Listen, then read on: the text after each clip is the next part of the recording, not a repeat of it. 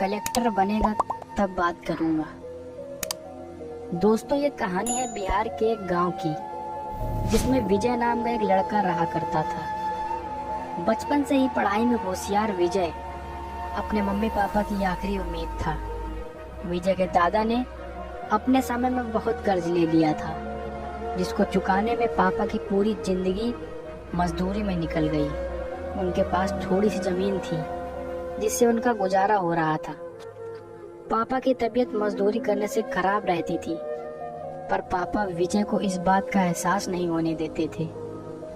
विजय को पढ़ाई में इतना होशियार देखकर उसके मम्मी पापा ने हर वह काम किया जिससे वह विजय को पढ़ा पाए।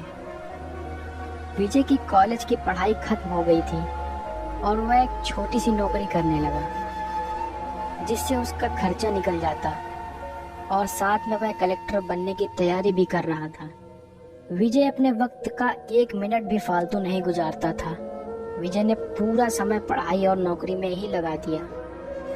विजय के पापा को यह पता था कि वह कलेक्टर बनना चाहता है, इसलिए घर की हालत बहुत ज़्यादा खराब होने पर भी उन्होंने विजय से कभी इस बात का जिक्र नहीं किया और न उसको अच्छी नौकरी करने के लिए कहा।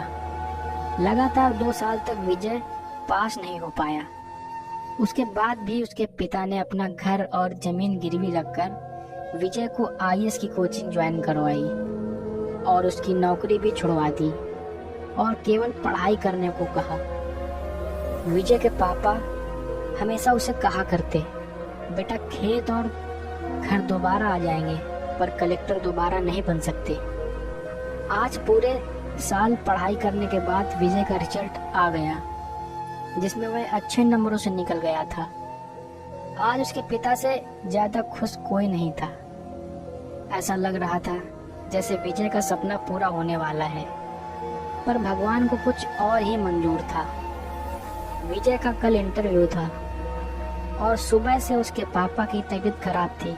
विजय के पापा उसकी माँ से बार बार कह रहे थे कि विजय को मत बताना, और उस दिन देर रात उनकी मौत हो गई।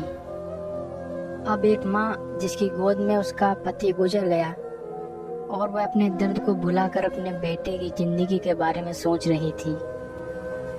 माँ ने पड़ोसियों तक को इस बात का एहसास नहीं होने दिया कि उसका पति अब नहीं रहा।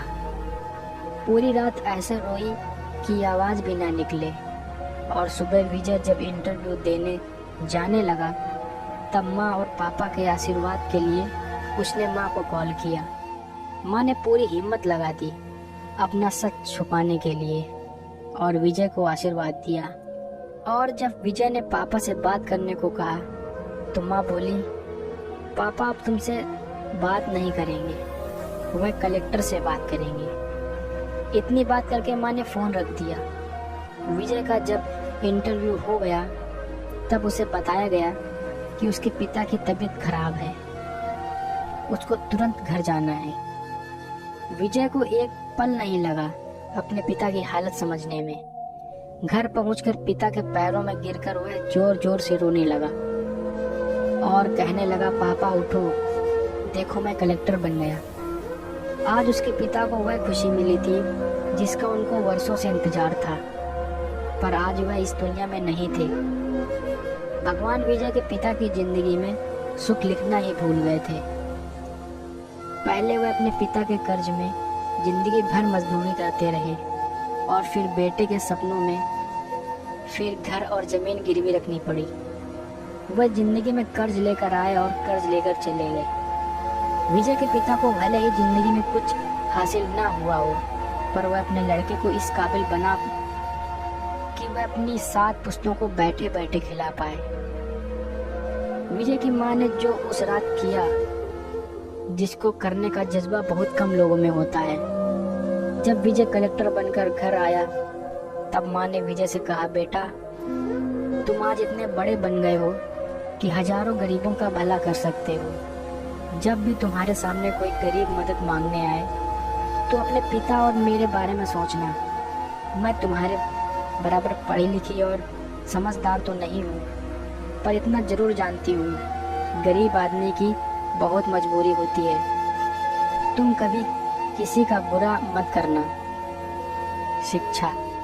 दोस्तों, इस कहानी से हमें यह शिक्षा मिलती है कि वक्त कितना भी खराब हो, हम उसे बदल जरूर सकते हैं। माँ और बाप के एहसानों को हम कभी नहीं उतार सकते, पर हम अपने कर्मों से उनकी इच्छा जरूर पूरी कर सकते हैं।